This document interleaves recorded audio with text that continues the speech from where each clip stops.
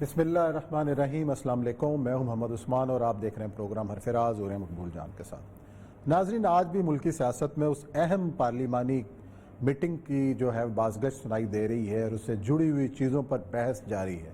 وہ میٹنگ پارلیمانی لیڈرز اور عسکری قیادت کے درمیان ہوئی، اس پر آج بھی ہم بات کریں گے۔ اس کے اندرونی کیا بات ہوئی، کن امور پر اتفاق ہوا اور کون سی ایسی باتیں ہیں جو صرف ہوا میں کی جا رہی ہیں جس کی حقیقت سے کوئی تعلق نہیں۔ اور دوسری آج کی سب سے بڑی خبر، بالآخر سانیہ بلدیہ فیکٹری کے متاثرین کو انصاف مل گیا، لیکن اب جن کے پیارے اس تمام سہانے میں کھوئے وہ اس فیصلے سے کچھ زیادہ خوش نظر نہیں آ رہے۔ اس کے اوپر بھی بات کریں گے کہ کیا وجوہات ہیں کہ کیوں آج اتنے عرصے کے بعد جب فیصلہ سنایا گیا تو متاثرین خوش کیوں نہیں ہیں۔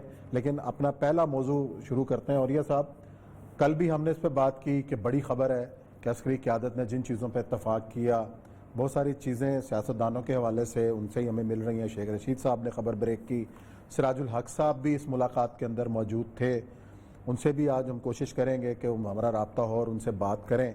اس خبر کے جو مضمرات ہیں، جو اثرات ہیں، آنے والے دنوں میں آپ کیا دیکھ رہے ہیں؟ پھر دیکھیں، دو تین چیزیں بڑی ہیں۔ پہلی بات تو یہ ہے کہ فوج جو ہے دو بچوں کو کشتی میں بٹھا کے اگر ساحل پہ لگاتی ہے سیلاب میں تو ایک خبر آتی۔ آرمی چیف آج جیلم گئے ہوئے ہیں، وہ پہنچ کے انہوں نے دیکھی ہیں، ابھی واپس نہیں پہنچے تو پریس ریلیز جاری ہوا ہے۔ سیاستدان اگر کسی جگہ پہ جا کے چھوٹا موٹا جا کے کوئی تختی کی نقاب کشائی بھی کر دے تو اس کی خبر آتی۔ 4 دن، یعنی یہ ہمیں ایک ہفتہ ہو گیا، ایک ہفتہ ہو گیا، نہیں اے پی سی سے پہلے لگا دینا، اے پی سی سے پہلے 4 دن۔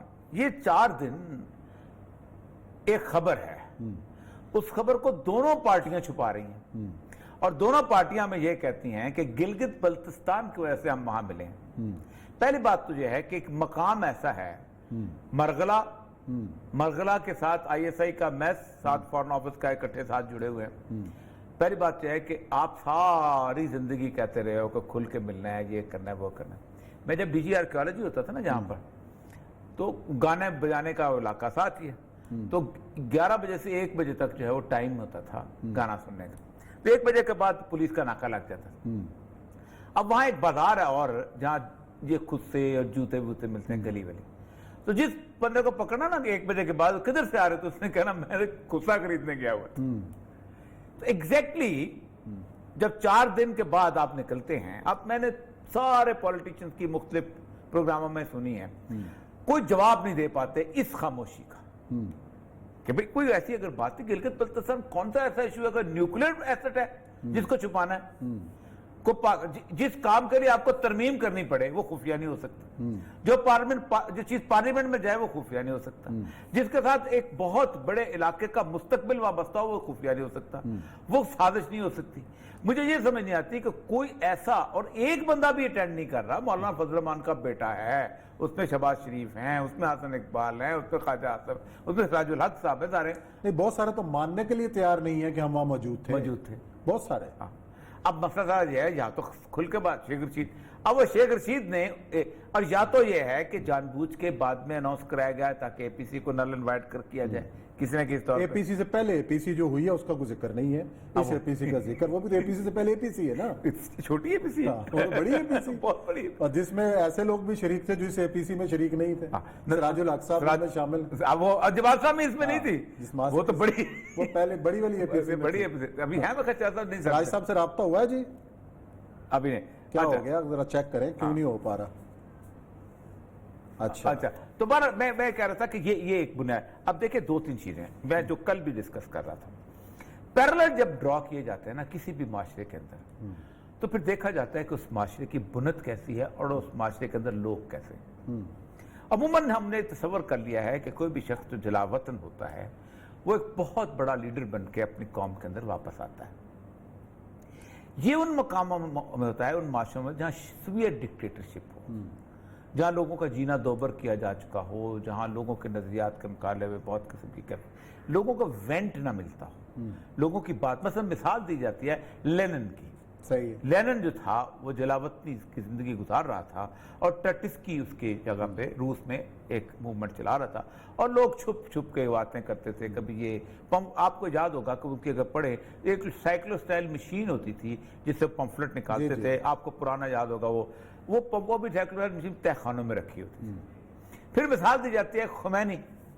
اب امام خمینی جب بھاگے تھے تو وہ بھاگے تھے، فائر ہوا تھا اور پچھلے دروازے سے بھاگ کے عراق جا کے بیٹھ گئے تھے. اب عراق میں بیٹھ کے وہ وہاں سے جو بھی چلتا اس کے باوجود بھی 10-11 سال وہاں بیٹھے. بیٹھنے کے بعد جہاں موومنٹ چلی ڈاکٹر شریعتی کے اقبال کے اشعار کے مطابق لوگوں نے مارے کھائیں کھاتے کھاتے at the end of the day Khomeini جو ہیں وہ چلے گئے وہاں پر فرانس. وہاں سے آئے اور کراؤڈ ایسا تھا کہ گاڑی کو انہوں نے اس پہ اٹھا لیا. آپ کی ساری پارٹی اسمبلی میں بیٹھی ہے، آپ کی ساری پارٹی صحبتیں برداشت کر رہی ہے، آپ کی ساری پارٹی روز ٹی وی پہ ہوتی ہے، گفتگو کرتی ہے، لتاڑتی ہے، پچھاڑتی ہے، یہ کرتی ہے وہ کرتی ہے. آپ وہاں سے بیٹھ کے آپ اپنا ایک نیگیٹو امیج بلڈ کرتے ہو کہ آپ کیوں باہر بیٹھے ہوئے ہو.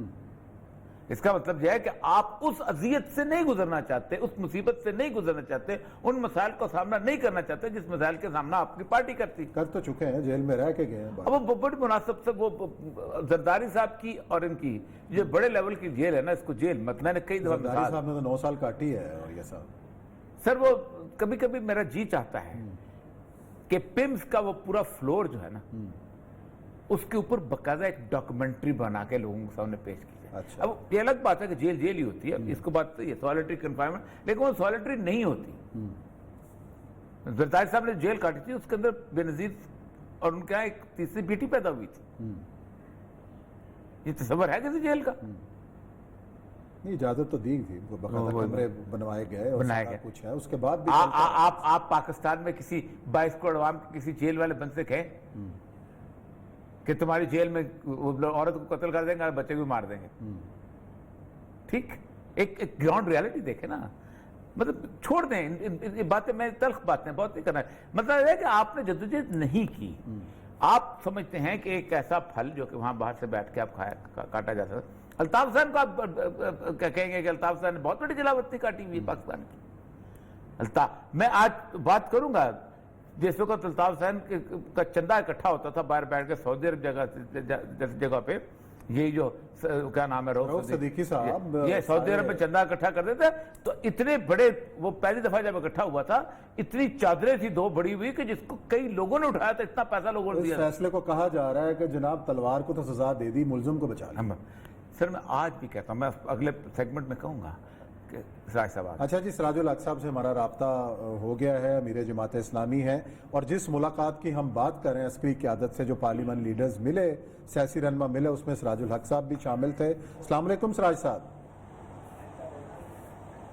وعلیکم السلام ورحمۃ اللہ. سراج صاحب ذرا تھوڑا سا بتائیے گا کہ یہ جو ملاقات تھی اس کو اتنا خفیہ کیوں رکھا گیا؟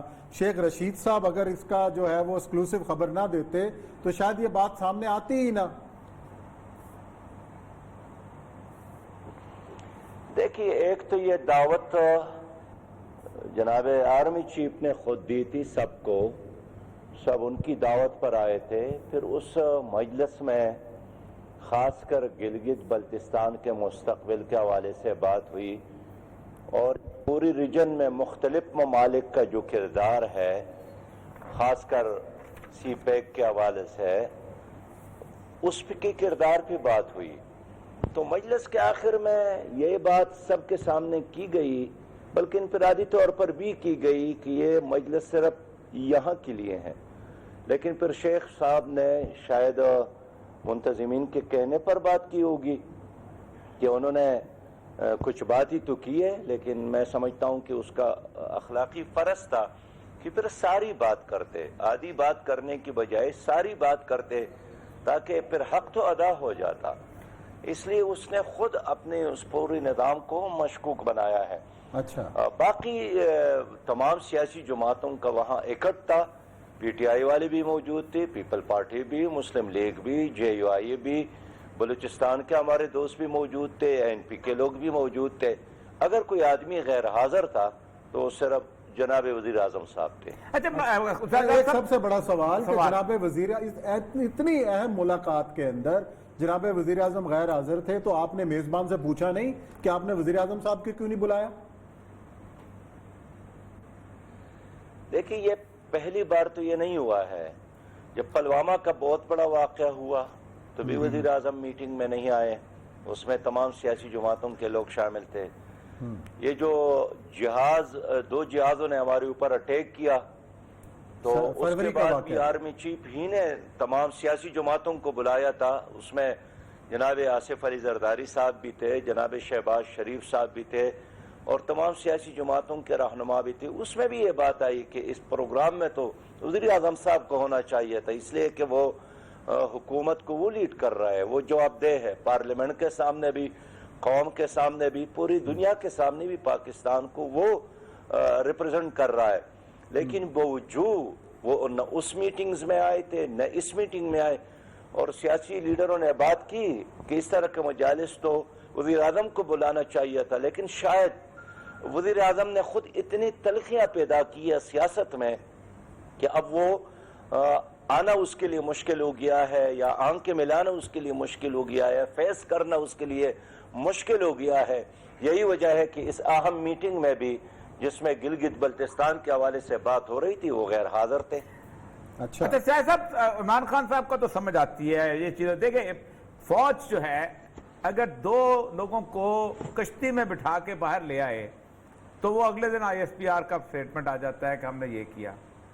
फौज अगर किसी जगह काम, आज अब आर्मी चीफ जो है जेल में गए हुए हैं, उन्होंने मशकें देखी, कोई कौम के साथ कोई ताल्लुक नहीं, पब्लिक इमेज की खबर नहीं, उसकी खबर आ गई है।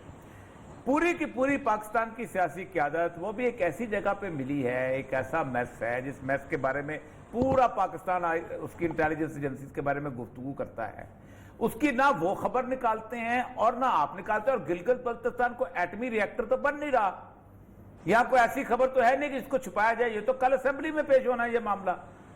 तो इसको 4 दिन की खामोशी, ना वो कोई रजिस्टर कर रहे हैं कि क्यों आई, ना आपकी तरफ से कोई रजिस्टर हो रही बात इसकी। देखिए, इसमें तो आखिरी बात भी ये आई ना कि गिलगित बल्तिस्तान के हवाले से पार्लियामेंट के अंदर जितनी भी सियासी जमातें हैं वो मुश्तरका तौर पर एक लाहे अमल तैयार कर ले, और आखिरी बात फिर भी कौमी असम्बली ही में आनी है और सेनेट में यही बात ने आनी है। लेकिन जहाँ तक इस मजलिस के इनेकाद का मसला है तो ये पहली बार नहीं हुआ, हर बार ये हुआ है।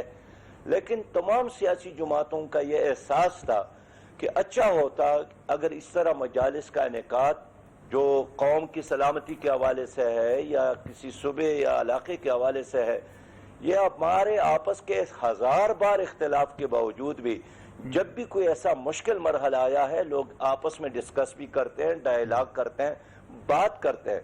लेकिन हुकूमत ने खुद ही अपनी नाअहलियत का और नालायकी का सबूत दिया कि जहाँ वज़ीर ख़ारिजा आते हैं, जहाँ स्पीकर असम्बली मौजूद है, जहाँ सेनेट का चेयरमैन मौजूद है, जहाँ वज़ीर आज़म आज़ाद कश्मीर मौजूद है, वहाँ वज़ीर आज़म का न आना और फिर एक पुरस्कार अंदाज में मामलात को आगे बढ़ाना, ये खुद हुकूमत के लिए बहुत बड़ा सवाल है कि वो क्या कर रही है, क्या नहीं कर रही है। अच्छा सिराज साहब, इसके अंदर जो शेख रशीद साहब से मंसूब जो बातें सामने आई कि सियासत के हवाले से जो अस्करी क़यादत का जो सियासत के हवाले से दो टोक ऐलान था कि उनका गिलगित बल्तिस्तान के इंतखाबी अमल के हवाले से ताल्लुक नहीं है, इसके बारे में बताइए गया कि आप तो कह रहे हैं कि एजेंडा था गिलगित बल्तिस्तान की शमूलियत के हवाले से, अबूरी सूबा बनाने के हवाले से, तो ये जो सियासत वाला रंग बीच में आ गया, ये सवाल किसका था और ये यकीन दहानी किसकी थी कि आपने सवाल किया या कोई और था सवाल करने वाला, या शहबाज शरीफ साहब ने ये मामला उठाया? इसकी ज़रा तफसीलात बताइएगा।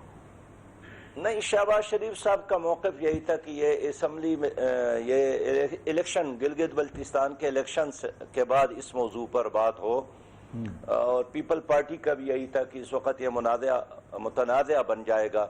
लेकिन बहरहाल हम सब का एक मौक़िफ़ था कि पाकिस्तान में जमहूरियत को मजबूत बनाने के लिए, पाकिस्तान को मुस्तहकम करने के लिए एक बुनियादी मसला यही है कि इलेक्शन प्रोसेस पर लोगों का एतमाद बहाल हो। इसलिए कि गिलगित बल्तिस्तान में इलेक्शन हो रहा है तो सब यही बात कर रहे थे कि इसको शफाफ तरीके से बनाया जाए ताकि माजी के इलेक्शनों के लिए की तरह ये इलेक्शन में मुतनाज़ा न बन जाए।